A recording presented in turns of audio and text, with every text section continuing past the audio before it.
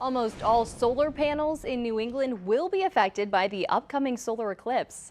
Officials with ISO New England, which operates the power grid here, say the abrupt lack of sunlight during that event will cause electricity production in solar panels to drop during the 2 to 3 minute blackout. No. People are complaining over the solar panel losing sunlight during an eclipse. Have you heard of nighttime?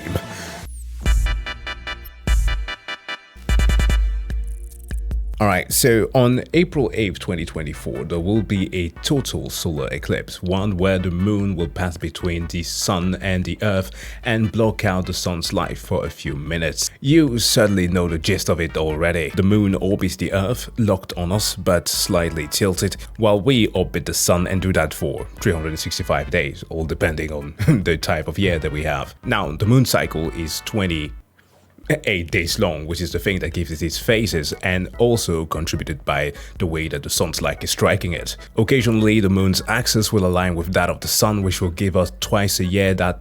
Is it twice a year? Or is it like 3 or 5 times? Hold on. 2 to 5 times a year give us that phenomenon that we like to stare at so much. Now, not all of them are made equal, they are not always the complete package, they are but natural after all. Thus, the type that we tend to see are like the one we will be observing on October this year, called annular eclipses. The type with the ring still visible, that kind of look like that picture of the black hole that some people on certain corners of the internet were sexualizing some years ago. I know that this is already sounding totally unhinged, but trust me, it gets better. Now, for Americans, this is special because this is the last time that they will be able to see this until 2045. So it's a big deal. Those people are traveling from far and wide to come and see this, lodging themselves especially in Eagle Pass, Texas, which is where it will be most prominent to see. They'll be holding, I don't know, a Texan Eclipse Festival. I don't know what that looks like. Now we can thank a guy called Edmund Halley back in the 18th century in 1715 for having describe how the map for finding out these eclipses work, but of course also NASA for crunching all the numbers in the supercomputers to provide us the right time and place to be viewing these things. However, there are some people on the interweb who want to blame this very natural phenomenon on other things such as God and cataclysms and perhaps also the end of the world. We had the devil's comet. If you believe we are living in the last days, follow or subscribe now for more. Nope, this was never supposed to happen, as this deadly biblical warning is happening in real life in less than 1 month, and life on this planet may no longer exist. Well, if there's anything that I can compliment or say that I appreciate about this is that first, they step forth and not just hide in forums to write about these things, and also the energy. The energy is wild here. We're terrified after scientists report a haunting celestial biblical event that will hit Earth in just a few weeks. And our Earth could face a supernatural divine ending, as we are seeing signs of this starting with no way to stop it. Look, the dude came out swinging, calling it biblical, okay? And I don't even know, like, I'm gonna play on the fact that this man looks like a perfect cast member for the Avatar Netflix adaptation. Is it because of his race? Yes. But it's also about drive, it's about power. The way that he delivers this message is fire. He would be a perfect Ozai apologist. The Avatar has returned. Like, soldiers of the Fire Nation, this solar eclipse is of biblical proportions. It's gonna snatch away our powers for a few minutes, but fret not, we can still rely on our martial arts. Why? The thing that I find crazy about this is that, like, in the ancient world, I could sort of kind of understand the way that they behaved, because for lack of knowing better, they would do some crazy stuff. Like, solar eclipses back then were often attributed with bad omens, like the end of time, the end of the world. In ancient China, for example, they believed that those total solar eclipses were like dragons that came into the sky and ate the sun. So they would just go outside and start shooting at the sky and do a lot of noises. Like, it's like, fine, that happened, but that's like thousands of years ago. Should we not know better? I don't even need to go so far as to talk about China. What about here? In Denmark, in Scandinavia, the Vikings used to believe in a chariot that was chasing the sun and all that, like God of War style, shooting an arrow at it and letting a wolf chase it. Like, I don't even know if that people will believe. Oh, no, sorry about that. Like, I think 1,000 people who still believe in Aesatol, or how we call it, Aesir believe in the Aesir, the Nordic gods. Well, in this case, I guess that we should be expecting more arrows in the sky then. This. I hope you're paying attention. Have you guys heard about this eclipse that's happening on April 8th? It's a total solar eclipse that's going across the entire United States of America. Just so happens to be passing through 8 cities named Nineveh. Nineveh in the Bible is a city that God told Jonah to go tell to repent. The number 8 spiritually means new beginnings, which is really interesting because this eclipse that's taking place on April 8th is the second total solar eclipse that will be going across the entire continental United States in the last 7 years. When you put these two together, it makes what looks like an X. But in the ancient Hebrew alphabet, it's actually a Tav, and it means the end. Bruh. Hey, this one is wild to me. I have no idea what this dude is getting this from, but Tav, the X, yeah? Not your D&D character, no, the Hebrew character. Then he continues talking about God's usage of the sun, moon, and stars. God is speaking to us. This is not a coincidence. God uses the sun, the moon, and the stars for signs. Read Genesis 1:14. When the disciples asked Jesus for signs, he talked about the sun, moon, and stars, things happening in the sun, moon, and the stars. That is the reason why God put them up there. Look, I used to be a fervent Christian, and I do understand that there are some straight-up Bible literalists out there who believe in the flood and all that. And mind you, I'm not saying these things to like belittle your religion if you are a Christian watching this. I'm attacking the guy. But like, as far as I remember, since he mentions Genesis, like something like Genesis 37, let me pull that up real quick.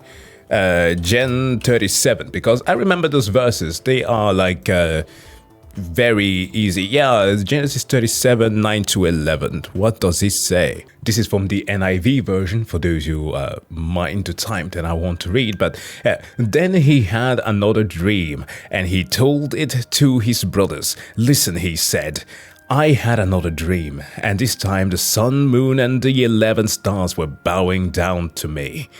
When he told this to his father, as well as his mother, his father rebuked him and said, What is this dream you had? Will your mother and I and your brothers actually come and bow down to the ground before you? His brothers were jealous of him because his father kept the matter in mind. This has all to do with Jacob, which... oh shit, I can't even imagine what the people who are like fervent defendant of like the Israel, the temple of Jerusalem in Israel right now are going to be talking about. But this has all to do with Jacob, who after wrestling with an angel got his name changed into Israel. And he had 12 sons, thus forming the 12 tribes of Israel and stuff like that. The whole thing being that the sun is supposed to be representative of the shepherd of the church or the pastor. The moon is supposed to be the evangelist, the thing that reflects the light of the sun, and the stars are supposed to be the followers. Now, you will notice that this is not astronomically correct, as stars are also suns, but the Bible is not known for its scientific accuracy. What this whole situation reminds me of is kind of like the Herald camping thing that was going on back in 2011. Yes, because it was before 2012, where this guy, leader of a church, incited a bunch of people to sell all of their belongings because he had done some biblical math to some hullabaloo and found out that the end of the world would have been around that time. And fuck me, man. The whole shenanigans that incited afterward were crazy. He was doubling down. No way. With another prediction. Come on! October 21st, 2011. I can't with people like this.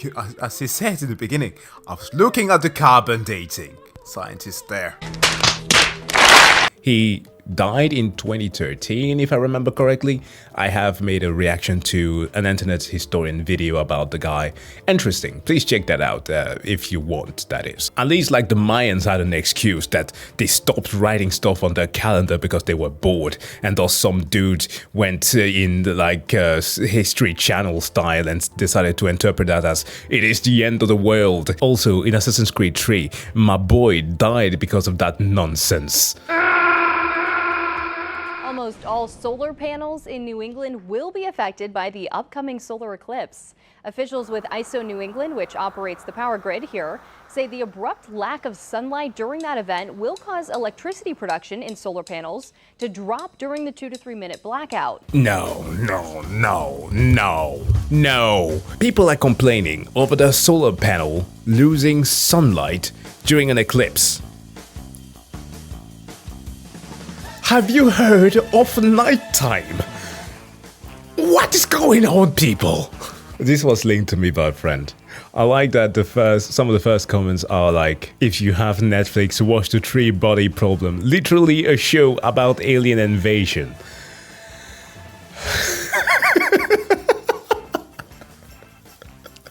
I watched this because I was intrigued by the trailer. It has all to do with the whole thing of trying to figure out what happens in a three-body system. It gets a bit complicated. If I were to start explaining this, it will take too long, but it's a chaotic things that we cannot predict. While we can do that with a two-body system, when a third one is introduced, things become a bit too chaotic and too random for us to predict. Anyways, dude talks about the facility where they have all of the Large Hadron Colliders and the small ones as well. It's called a Large Hadron Collider. This is what it looks like. This is the size of it, guys. Look at that. You may be asking, like, what even is that? I'm not even gonna get too scientific with this. The Large Hadron Collider is basically this thing, this circle, right? It has particles going around the circle at like 11,000 times per second. Guys, their goal is to find out how this universe was created by finding dark matter. So yes, you have scientists on Earth, somewhere located in Switzerland, running particles at 11,000 times per second, trying to create dark matter. I think you guys realize what this means. You guys do realize that if they mess up once, that they can literally create a black hole on Earth? That's the science of things, This is what I was expecting.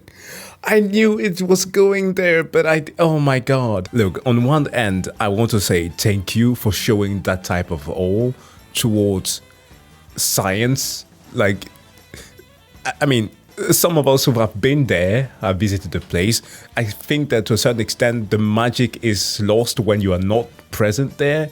Like, oh, it's far gone, all I have is data. I've worked on some stuff from there, and it's cool, it's great, but I don't have the same shivers that I would have were I walking those halls anymore. But, oh my god. On the other hand, he brings up the thing that has been discussed so often before, like in search of new particles. Dude, we create elements all the time, sometimes that are lasting for just a microsecond or whatever. Yeah, we collide things all the time, and if anything goes awry, they get shut down for months, and we don't even get to go down there and see them. Logo has 3 6s in it. Just a few years ago, they had to shut down the operation because they said while the operation was going on, an apparition was developing out of the Hadron Collider, and all of the scientists were experiencing hallucinations. What? What the fuck? So if you guys can't really write up what I'm trying to tell you here, just go ahead and do your own research. The current portal to hell. Portal to hell. Can you imagine just how sad it is to be working at CERN right now? Like, you are just calibrating some stuff on the accelerators to make sure that everything goes right. And no demons, no nothing, not even this tiny penny-sized black hole appears. Oh my god, it is so sad. You are nothing but an imposter. A false crewmate. You are such. Get the fuck out of here, man. Oh. It just baffles me that every single time that we have what is a natural phenomenon, people lose their mind like this. I don't know if this speaks up to like the education or whatever. I don't want to go so far because it's kind of demeaning to people, but come on, it's not that deep.